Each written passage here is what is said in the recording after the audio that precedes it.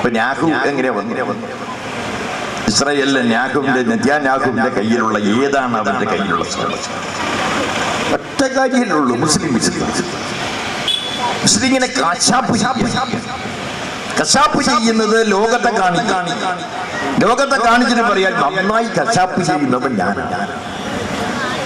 Hamas ഒരു രാത്രിയിൽ അങ്ങോട്ട് മിറാഷ് വിമാനത്തിൽ കുറച്ച് ബോംബൊക്കെ ഇട്ടത് വേണ്ടായിരുന്നു ശശിധരന് പറയാം. പക്ഷെ ദിവസവും പീഡനം ഏൽക്കുന്നവൻ പൊട്ടിത്തെറിക്കുന്നതിൽ അത്ഭുതമില്ല. ദിവസവും പീഡനം ഏൽക്കുന്ന ഒരാൾ ആ പൊട്ടിത്തെറിക്കുന്നതിന്റെ അളവ് എത്ര വേണമെന്നാണ് നമ്മൾ പറയുന്നത്. പൊട്ടിത്തെറിക്കുന്നവൻ അവിടേക്ക് ബോംബിട്ട് അതിന്റെ ഭാഗമായോ ഹമാസിനെ എല്ലാവരും ഒറ്റപ്പെടുത്തപ്പെടും. എന്നാൽ ഹമാസ് ചെയ്തതിന്റെ 100-200 ഇരട്ടി ആളുകളെ കൊല്ലണ്ടേ? എന്താ ഇസ്രായേലിനെ ആരും ഒറ്റപ്പെടുത്താത്തത്? എന്താ ഇസ്രായേലിനെ അമേരിക്ക ഒറ്റപ്പെടുത്താത്തത്? എന്താ കാനഡ ഒറ്റപ്പെടുത്താത്തത്? എന്താ ഇംഗ്ലണ്ട് ഒറ്റപ്പെടുത്താത്തത്? ലോകത്തിലെ സമ്പന്ന രാജ്യങ്ങൾ, മാർപ്പാപ്പയുടെ റോം, വത്തിക്കാൻ എന്താ ഒറ്റപ്പെടുത്തില്ല? അതാണ് മുസ്ലിം വിരുദ്ധമാണ് നിലപാട്. ആകെ ഇന്ത്യയാണ് പഴയ കാലത്ത്, ഇന്ദിരാഗാന്ധിയുടെ കാലത്തും നെഹ്റുവിന്റെ കാലത്തുമെല്ലാം ഇത്തരം സന്ദർഭം ഉണ്ടാകുമ്പോ ഈ മൂന്നാം ലോക രാജ്യങ്ങളിലെ കുലപതി എന്ന രീതിയിൽ കൂടെ നിന്നത് അവരാണ്.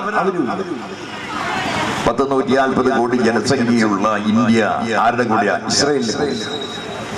ആരാ കൂടെയുള്ളത്? പിന്നെ ചൈനയല്ലേ. കമ്മ്യൂണിസ്റ്റുകാർ ഭരിക്കുന്നതുകൊണ്ടാണെന്നും കൂടി അറിഞ്ഞോളാം എല്ലാവരും. ചൈന ആരുടെ കൂടെയാണ്? ഇസ്രായേലിന്റെ കൂടെയല്ല, പാലസ്തീന്റെ കൂടെ. കമ്മ്യൂണിസ്റ്റുകാരനൊന്നല്ല, പക്ഷെ കമ്മ്യൂണിസ്റ്റ് പാർട്ടിയായിട്ട് നടന്ന പഴയ കാലത്തിലൊരു മണവും, ചെറിയ മണം. ആ മണമുള്ളത് കൊണ്ട് പുട്ടിനും ആരുടെ കൂടെയാണ്? പാലസ്തീന്റെ കൂടെ.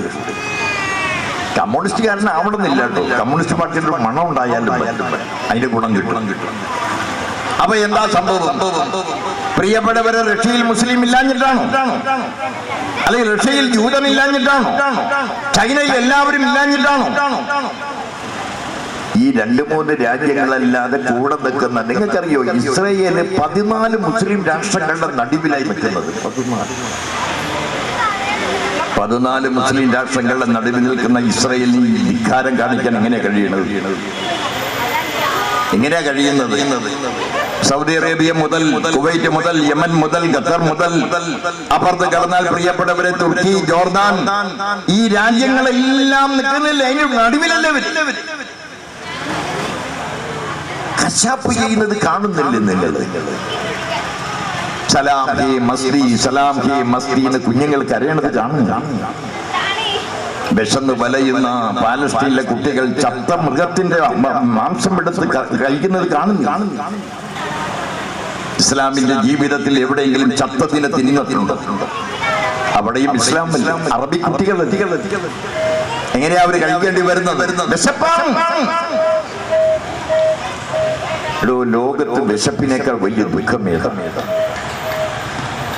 ആരാ? ഏത് ദുഃഖ വിശപ്പിനോളം വലുതുള്ളത്? വിശപ്പാണ് ഈ ലോകത്തെ ഏറ്റവും വലിയ ദുഃഖം. ശിവനും പാർവതി തമ്മിൽ ഒരിക്കൽ വർത്തമാനം പറയുന്നിടയിൽ പാർവതി പറയും, കുട്ടികളില്ലാത്തതാണ് ഏറ്റവും വലിയ ദുഃഖമായി. മൂപ്പർക്കാണ് ഇഷ്ടം പോലെ. അപ്പൊ ശിവൻ പറയും, അതൊക്കെ ഒരു ചെറിയ കാര്യമാണ്, കുട്ടികളില്ലാത്തത് തോന്നില്ല. ദുഃഖം എന്ന് പറയുന്നത് വിശപ്പ്.